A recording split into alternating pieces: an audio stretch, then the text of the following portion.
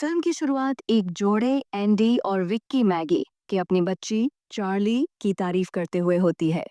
वे उसे पालने में सुला देते हैं, लेकिन चार्ली के ऊपर का मोबाइल और कमरे की बाकी चीजें आग पकड़ने लगती हैं। एंडी उसे उठाता है और चार्ली भी आग पकड़ लेती है।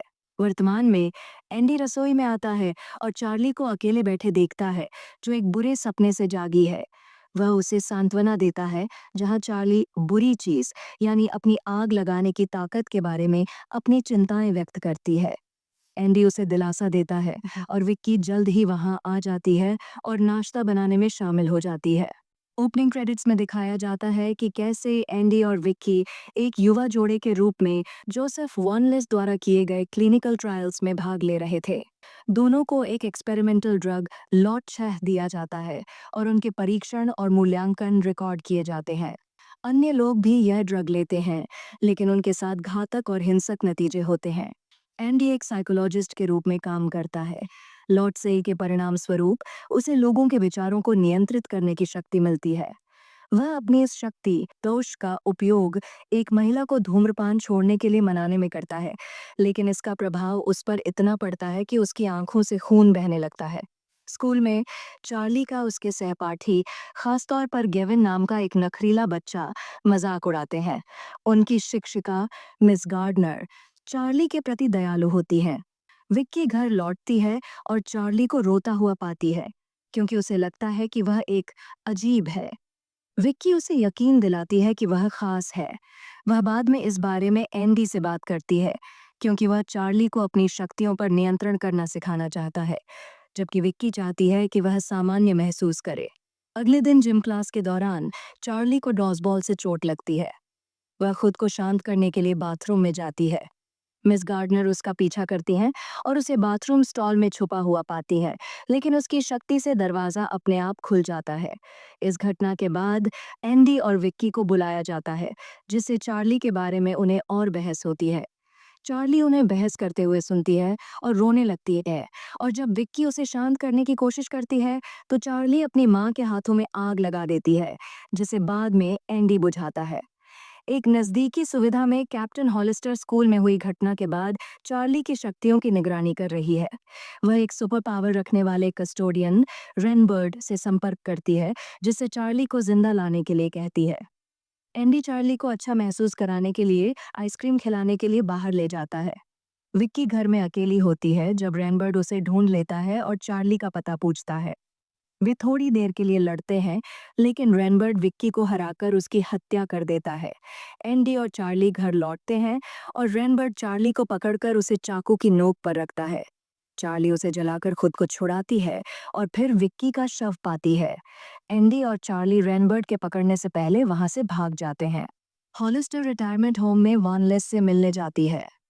वह चार्ली की स्थिति के बारे में बताती है और वॉनलेस उसे चार्ली को मारने की सलाह देता है, क्योंकि वे नहीं जानते कि वह कितनी खतरनाक है। एंडी रुकता है और चार्ली अपनी शक्तियों पर नियंत्रण पाने के लिए अकेली बाहर जाती है।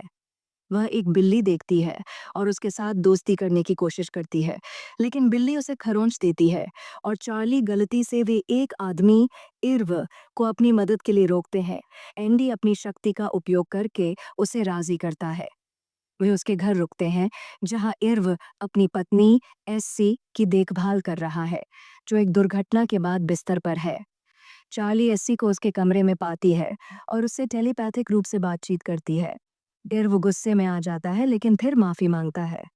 बाद में रात में एंडी चार्ली को समझाता है कि उसने उसे एक बच्ची के रूप में बुरे लोगों से बचाया था और उन्हें मारने के लिए पुश का इस्तेमाल किया था। एयरव न्यूज़ देखता है, जो एंडी को एक हत्यारा बताता है जिसने अपनी पत्नी को मार दिया और चार्ली का अपहरण कर लिया। इर्व पहले ही पुलिस को फोन कर चुका होता है, लेकिन एंडी के साथ बहस के बाद चार्ली कहती है कि उसने एससी से बात की है और वह उसे माफ कर देती है, ताकि वह अपने ऊपर दोष न लगाए। इर्व पुलिस के आने से पहले एंडी और चार्ली को बच निकलने में मदद करता है। पुलिस से बात करते समय रेनबर्ड उन पर हमला करता है और जंगल में एंडी और चार्ली का पीछा करता है। एंडी अपनी पुश का इस्तेमाल कर रेनबर्ड को चकमा देता है और चार्ली को भागने का मौका देता है।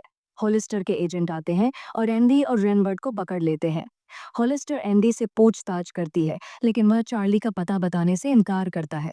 फिर वह रेनबर्ड से बात करती है, जो अब उसकी सुविधा के खिलाफ काम कर रहा है, क्योंकि उस पर भी प्रयोग किए गए थे और वह चार्ली को अपनी बहन के रूप में मानता है।